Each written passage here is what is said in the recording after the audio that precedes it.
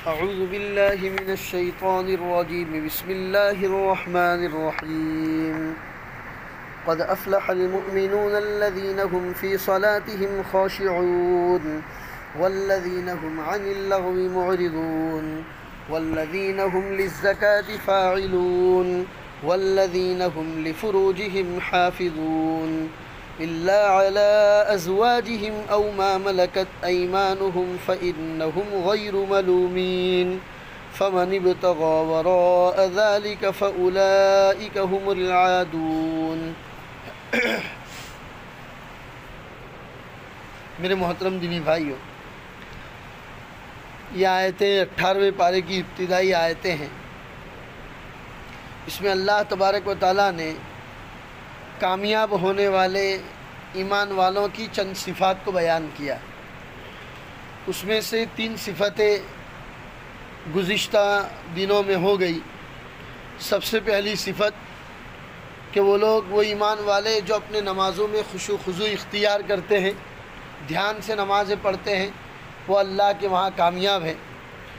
दूसरे, वो ईमान वाले जो लग़्व बातों से परहेज़ करते हैं, बेकार की बातों से दूर रहते हैं, बेकार के कामों से दूर रहते हैं, ऐसे ईमान वाले भी अल्लाह के वहाँ कामयाब हैं।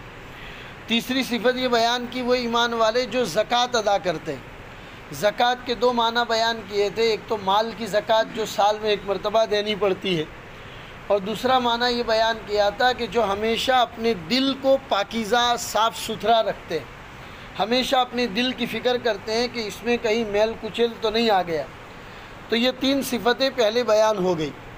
चौथी सिफ़त जो अभी मैंने तिलावत की आपके सामने, इसमें अल्लाह तबारक व तआला फरमाते हैं, और वो ईमान वाले भी कामयाब हो गए, वल्लज़ीना हुम लिफ़ुरूजिहिम हाफ़िज़ून, वो ईमान वाले जो अपने शर्मगाहों की हिफाजत करते हैं, इल्ला अला अज़वाजिहिम औ मा मलकत ऐमानुहुम, हाँ, अपनी बीवियों के साथ और अपनी बांदियों के साथ कोई हरज नहीं है। इन 2 के अलावा अगर वो अपने जिस्म की ख्वाहिश को पूरा करने में कोई तीसरा तरीका इख्तियार करते हैं तो अल्लाह के दरबार में ये हद से गुज़रने वाले हैं, और हद से गुज़रने वालों को अल्लाह माफ़ नहीं करते। तो ये ईमान वाले, वो ईमान वाले जो अल्लाह के नज़दीक कामयाब हो गए, उनकी चौथी सिफ़त ये बयान फरमाई है कि जो ईमान वाले अपने शर्मगाहों की हिफाजत करते। अब यहाँ पर मेरे भाइयों, हमें ये समझने की ज़रूरत है कि अल्लाह ने हमें जो दीन अता फ़रमाया, इस्लाम में किसी बंदे के साथ अल्लाह ने किसी मामले में ज़्यादती नहीं। इस्लाम एक ऐसा पाकीज़ा मज़हब अल्लाह ने अता फ़रमाया है जो बिल्कुल दरमियानी मज़हब है। इंसान बैन बैन उसमें चलता है, क्योंकि इंसान का जो जिस्म बनाया है, उसी जिस्म के अंदर अल्लाह ने ख्वाहिश भी रखी है, और उस ख्वाहिश से कोई बरी नहीं है। चाहे वो कितना ही बड़ा अल्लाह का वली हो, चाहे वो सहाबी हो, ताबी हो, अल्लाह के नबी हो, हर एक के अंदर अल्लाह तबारक व तआला ने वो ख्वाहिश को रखा है, और उस ख्वाहिश को पूरा करने का तरीका बताया निकाह, कि भाई अपनी बीवियों के साथ अपनी जिस्म की ख्वाहिश को आप पूरा कर सकते हो, जिनसी तस्कीन को पूरा कर सकते हो। और उस ज़माने के अंदर कनीज़ और बांदिया हुआ करती थी कि पहले ज़माने में जब कोई जंग होती थी और सामने वाला दुश्मनों को पकड़ के लाते थे तो उनके मर्दों को ग़ुलाम बना देते थे और उनकी औरतों को बांदिया बना देते थे, कनीज़ बना देते थे। अल्लाह के रसूल सल्लल्लाहु अलैहि वसल्लम भी जब दुनिया में तशरीफ़ लाए तो यही सूरत हाल थी। चुनांचे आपके वहाँ पर भी ग़ुलाम और बांदिया पाई जाती थी। तो ईमान वालों के लिए अल्लाह ने यह हुक्म उतारा कि आपके जिस्म में जब अल्लाह ने ख्वाहिश को रखा है तो अल्लाह ऐसा कभी नहीं कर सकता कि अल्लाह ख्वाहिश भी रखे और पूरा करने का कोई तरीका ही न रखे। अल्लाह ने पूरा करने का तरीका ये रखा है कि अपनी ख्वाहिश को आप अपनी बीवियों से और अपनी इन बांदियों से, वो बांदियाँ मुसलमान होनी चाहिए या उस ज़माने के हिसाब से अहले किताब होनी चाहिए, यानी यहूदी और ईसाई उस ज़माने की होगी तो चलेगा, उनके साथ अपने जिस्म की ख्वाहिश आप पूरी कर सकते हो। यह अल्लाह ने हुक्म उतारा था, ये इस्लाम के लिए, वरना ईसाइयों के अंदर ये हुक्म नहीं था, ईसाइयों के अंदर ये बातें नहीं थी। ईसाइयों के वहाँ तो कहा कि अगर आप अल्लाह का कुर्ब हासिल करना चाहते हैं तो आपको ये दुनिया छोड़नी पड़ेगी।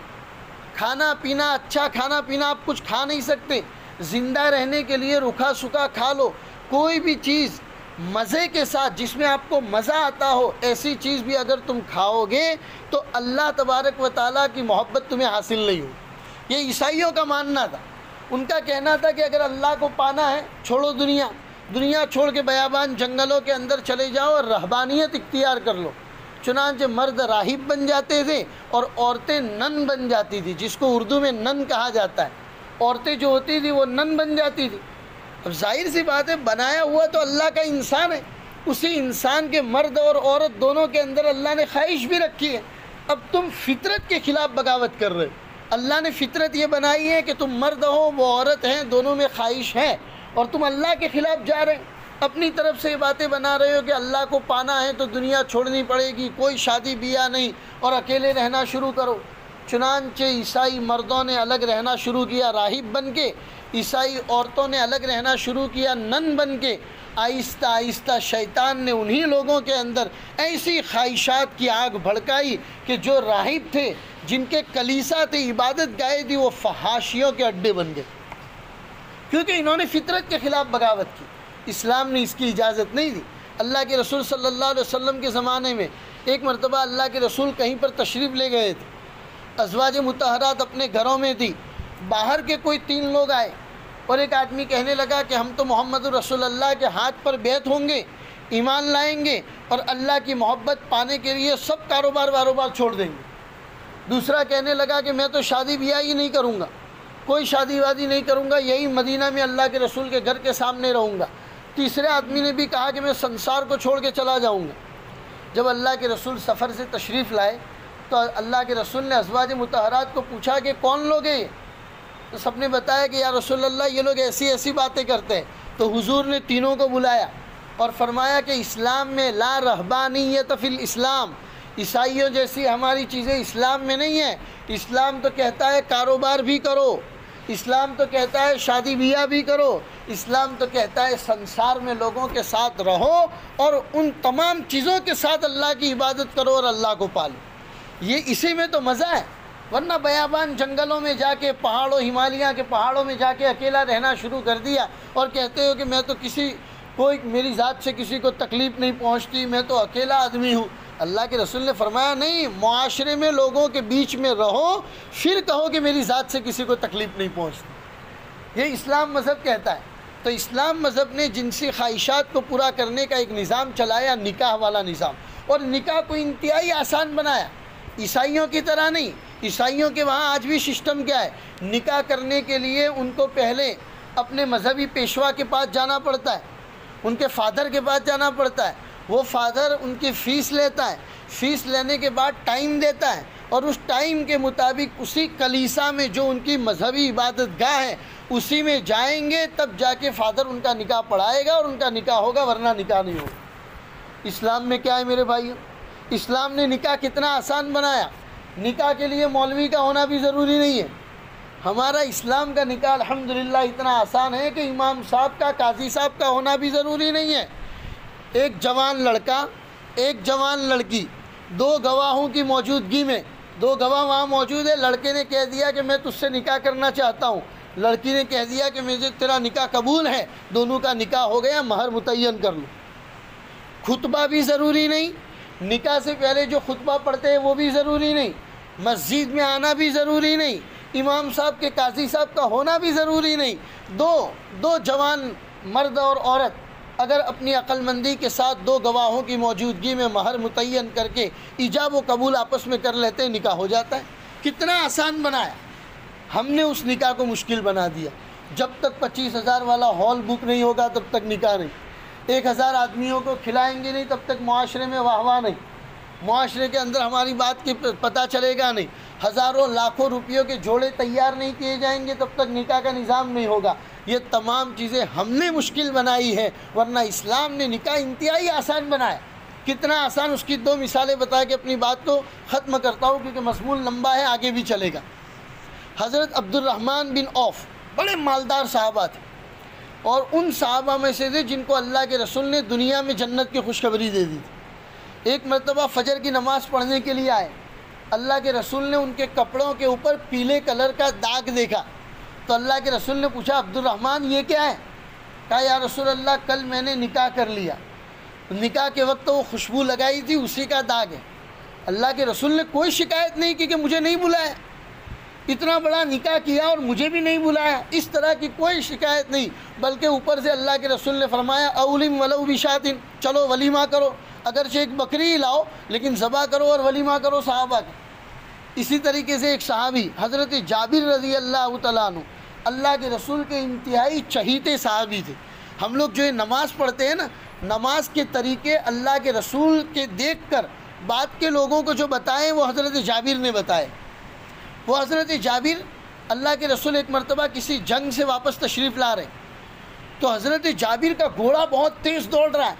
अल्लाह के रसूल ने अपने दुलदुल को दौड़ लगाई और हुजूर का घोड़ा जैसे ही हज़रत जाबिर के पास गया तो हुजूर ने पूछा जाबिर क्या बात है, बहुत तेज़ी से दौड़े दौड़े जा रहे हो? कहा या रसूल अल्लाह मैंने निकाह किया है, तो सोचता हूँ कि जाके अपनी बीवी से मुलाकात करूँ। तो हुजूर ने फरमाया कुंवारी लड़की से निकाह किया या शादीशुदा लड़की से? कहा या रसूल अल्लाह मेरे अम्मी अब्बा के गुज़र जाने के बाद मेरी छोटी छोटी बहनें हैं, मैंने सोचा कि उनसे मैं निकाह करूँ ऐसी औरत से जो शादीशुदा हो और बड़ी औरत हो ताकि मेरी बहनों का ख्याल रख सके, इसीलिए मैंने सय्यिबा औरत से निकाह किया है, मैंने कुंवारी लड़की से निकाह नहीं किया। तो हुजूर ने फरमाया सहाबा को फरमाया जिसके पास जो है वो सब लाओ और चलो कहा कि ये हज़रत जाबिर का वलीमा है, तमाम लोग वलीमा समझ के इसको खाओ। और हुजूर ने शिकायत तक नहीं की कि भाई मदीना में निकाह हो रहा है बाजू के मोहल्ले में। उस ज़माने में मदीना कितना था, आज के ज़माने की जितनी मस्जिद नबवी है उतना मदीना था, मदीना कोई बड़ा नहीं था। आज जितनी मस्जिद नबवी है उतना मदीना था अल्लाह के रसूल के ज़माने में। हुजूर ने कोई शिकायत नहीं की कि भाई बाजू में ही निकाह पड़ा और मुझे बुलाया नहीं। पता चला निकाह हमारे इस्लाम ने इंतहाई आसान बनाया है। इंसान की जिस्म की ख्वाहिश को पूरा करने का आसान तरीका निकाह है।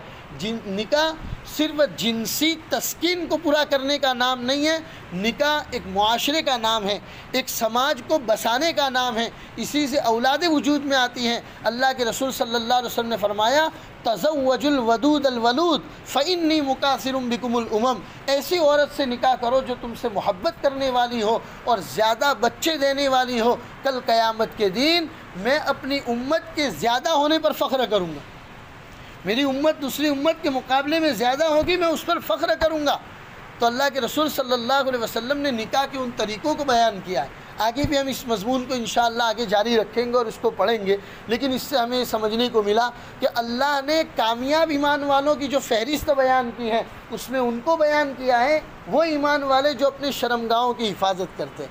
इसलिए कि अगर शर्मगाह की हिफाजत न की तो नाजायज़ तरीके, हराम तरीके के ऊपर इंसान जाएगा और मुआशरा बनने की बजाय बर्बाद हो जाएगा। और जिस मुआशरे में ज़िना जैसी बुरी चीज़ें वजूद में आने लगती हैं उस मुआशरे को फिर कोई नहीं बचा सकता। चाहे फिर आप बैतुल्लाह के पर्दे पकड़ पर भी दुआ किया करो, लेकिन अल्लाह तबारक व तआला ऐसे मुआशरे को तबाह बर्बाद कर देता है। लिहाजा मेरे भाइयों आज का हमारा सबक यही है कि अल्लाह हम सब को अपने शर्मगाहों की सही तरीके से हिफाजत करने की तौफीक अता फ़रमाए।